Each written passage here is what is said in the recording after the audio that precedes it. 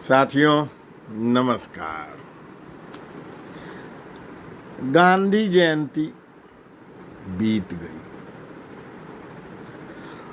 और वह गांधी जयंती से ज़्यादा शास्त्री जयंती के रूप में भारतवासियों के हृदय में बसी हुई है। 2 अक्टूबर ऐसा क्यों हो गया? क्या कारण थे कि भारतवर्ष में गांधी जी की स्वीकार्यता निरंतर कम रही है? उनके जीवन काल में भी उस रूप में स्वीकार्यता नहीं रही है जैसा कि बाद में चित्रित किया गया। बड़ा अजीब सी असंगत और बात लगती होगी कि उनके जीवन काल में तो मेरा आशय यह है कि उनके जीवन काल में अगर गांधी जी की पहचान सत्य, अहिंसा, रामराज, ग्राम स्वराज, देशज आर्थिक प्रक्रियाएं चलें, इन बातों से जुड़ी रही। लेकिन गांधी जी के जीवन में अहिंसा का क्या रोल रहा है? अहिंसा का जो सिद्धांत उन्होंने व्यापक बनाने का प्रयास किया, उसको सर्वमान्य बनाने का प्रयास किया, आजीवन उसके लिए एक सामान्य भाषा में कहा जाए तो सनक थी, दीवानापन था, लेकिन वह चरितार्थ कर पाए।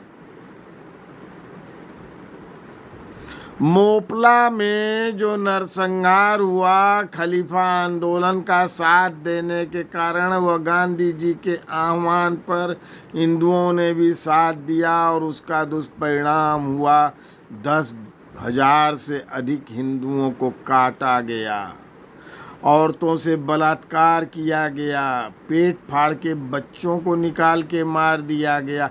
ऐसी क्रूर और नृशंस वृत्तांत है उसका कि पढ़िए सुनिए तो आंखों में आंसू भर आते हैं। और गांधी जी अपनी अहिंसा के उस ढपली को लेकर वहां तक उस शांति को कायम करने में विफल रहे और खलीफा आंदोलन का समर्थन करके उसमें सहभागिता करने के कारण जो इस्लामिक कट्टरपंथ था खलीफा दौर का, उसका मन बढ़ गया, उसका ये दुष्परिणाम आया था। अंग्रेजों ने तो दमन किया था, हिंदू परंपराओं पर किया ही था, इस्लामिकों पर भी किया था, लेकिन उस इस्लामिक कट्टरपंथ, क्रूरता, हिंसा को पोषण दिया गांधी जी के खलीफा आंदोलन के समर्थन ने। भारत के इतिहास का सबसे भयानक काला अध्याय है वह। और गांधी जी अहिंसा की ढपली पीटने में इस ढंग से लगे हुए थे कि उसके विरोध में कुछ कर भी नहीं सके, केवल हिंदुओं को सामंजस्य बैठाने का आग्रह करते चले गए। और वही स्थिति आगे जाकर 1946 में डायरेक्ट एक्शन के आह्वान के माध्यम से जिन्ना ने देश भर में हिंसा को आरंभ करने का, दंगा करने का दुर्भाग्यपूर्ण प्रयास किया। गांधी जी उसके विरुद्ध कहीं भी कोई भी अनशन करने में विफल रहे और यहाँ तक कि जब सोहरावर्दी की सरकार के साजिश द्वारा सोहरावर्दी ने बंगाल में मार काट मचाई तो उसके विरुद्ध केवल अपना उपवास करते रहे। लेकिन जब सुहरावर्दी की जान पर बनाई गोपाल पाठा जैसे बहादुर के आह्वान पर, तब सोहरावर्दी के मेहमान बन के उनकी रक्षा के लिए चले गए।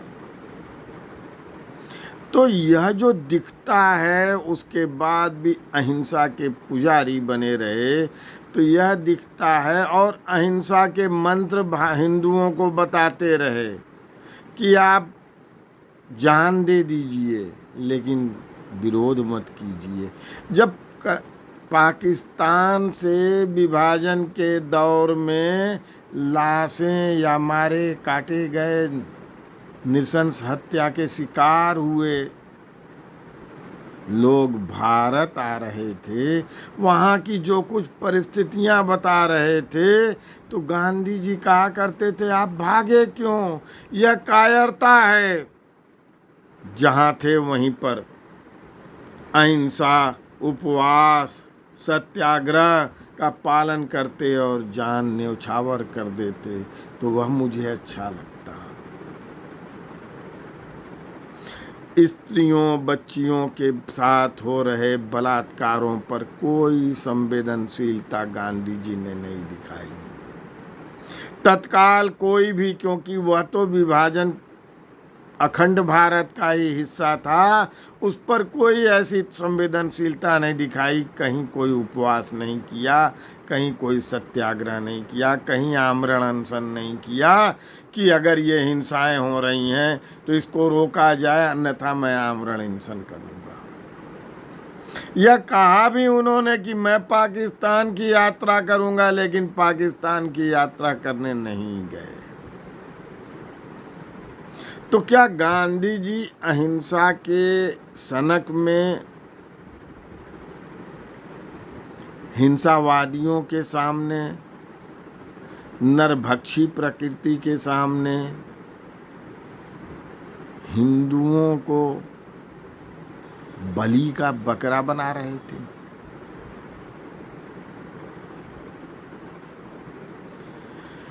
कभी कभी जब सिद्धांत का धोखा दिमाग में चढ़ जाता है तो वह समझने को ही नहीं तैयार होता है और स्वयं को महान बनाने में ही लगा रह जाता है।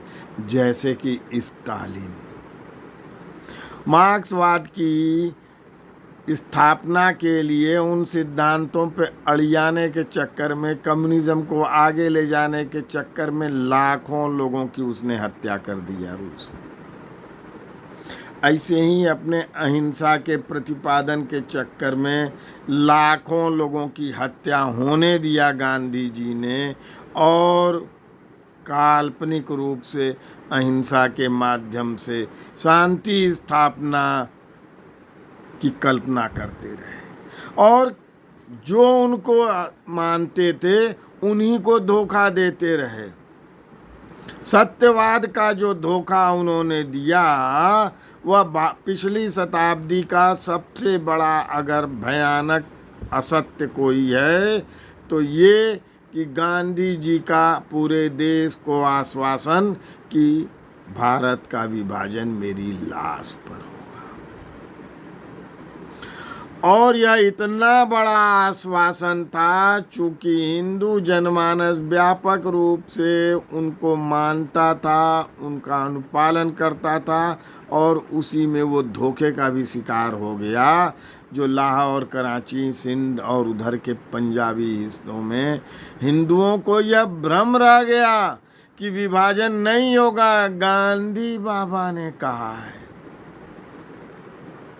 गांधी बाबा को कहना था, धोखा देना था, और उन्होंने दे दिया, और अपने सत्य बात को, अपने इतने प्रचंड सत्य को सत्य सिद्ध करने की कोशिश नहीं की, और सबसे बड़े, पिछली शताब्दी के सबसे बड़े झूठे बनके दम ही साध लिए। अगर यह जो कथन उन्होंने कहा था और उन पर भरोसा करके तमाम लाखों करोड़ों हिंदू ये मानते रहे विभाजन नहीं होगा, और उन्होंने कोई तैयारी नहीं की, कोई प्रयास नहीं किया कि अपनी संपदाओं को, अपने भवनों को, अपनी ज़मीनों को, अपने कारोबार को, अपने कार्यस्थलों को, अपनी धर्मशाला, मंदिर इत्यादि की व्यवस्था करें, और जिन संपत्तियों को विक्रय कर सकें उनसे विक्रय करके अपना धन अर्जित कर सकें, परिवार की महिलाओं, बच्चों, बच्चियों, बहनों, माताओं, पिताओं को भारत वाले क्षेत्र में पहुंचा सकें। और वहाँ फंस गए सारे के सारे दुर्दांत, हिंसा, क्रूरता, बलात्कार, दुराचार, लूटपाट के शिकार बन गए। और आश्चर्य ये है कि उस काल में प्रधानमंत्री नेहरू जी बन चुके थे, माउंटबेटन वायसराय थे। 1946 में नेहरू जी प्रधानमंत्री बन गए थे, और गांधी जी ने एक बार भी अनशन नहीं किया, सत्याग्रह नहीं किया, उपवास नहीं किया कि सेना भेजो, पुलिस भेजो, पूरी शक्ति भेजो, पाकिस्तान में जो हत्याएं हो रही हैं उन्हें रुकना ही चाहिए, पाकिस्तान में जो महिलाओं के साथ बलात्कार हो रहे हैं उसे रुकना ही चाहिए। लेकिन पाकिस्तान को पुरस्कार स्वरूप जब भारत पाकिस्तान का विभाजन अंतिम हो गया तो उन्होंने अनशन की धमकी दिया कि आक्रमणकारी पाकिस्तान जो कश्मीर में युद्ध लड़ रहा है उसे 55 करोड़ रुपया जो विभाजन पूर्व का तय किया गया है वह दे दीजिए। ये नैतिकता के दोहरे मानदंड उन्होंने स्थापित किया अनैतिक तरीके से। यह अनैतिकता का ही भयानक रूप था कि लोकतंत्र की हत्या भारतवर्ष के, स्वतंत्र भारत के जन्म काल में ही कर दी गई प्रधानमंत्री के चयन के समय।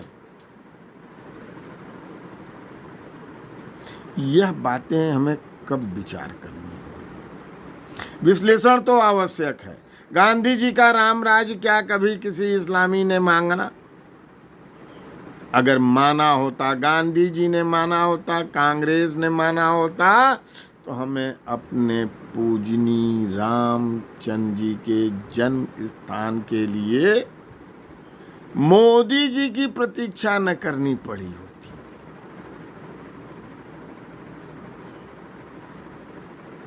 यह सब जो दोहरा चरित्र है इसका विश्लेषण बहुत आवश्यक है।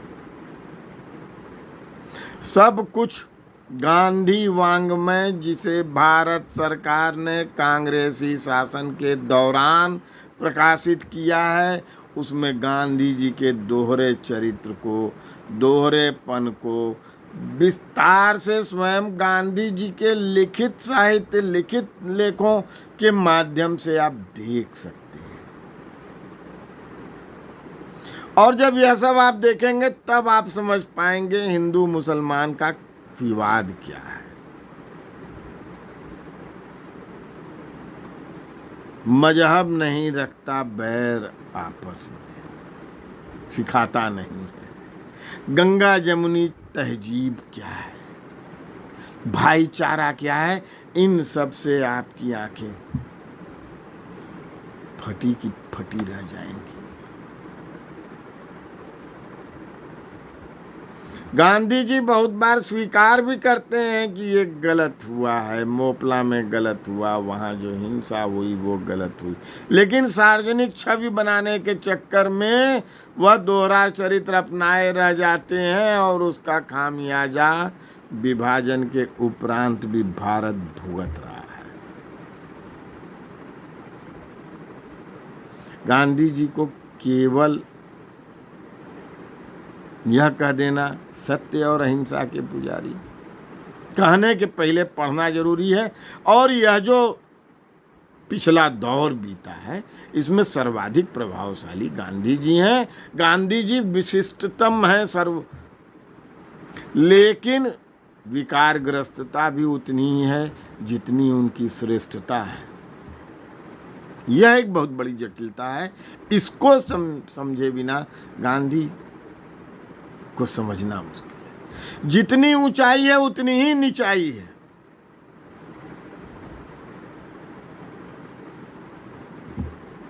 भारत माता की जय।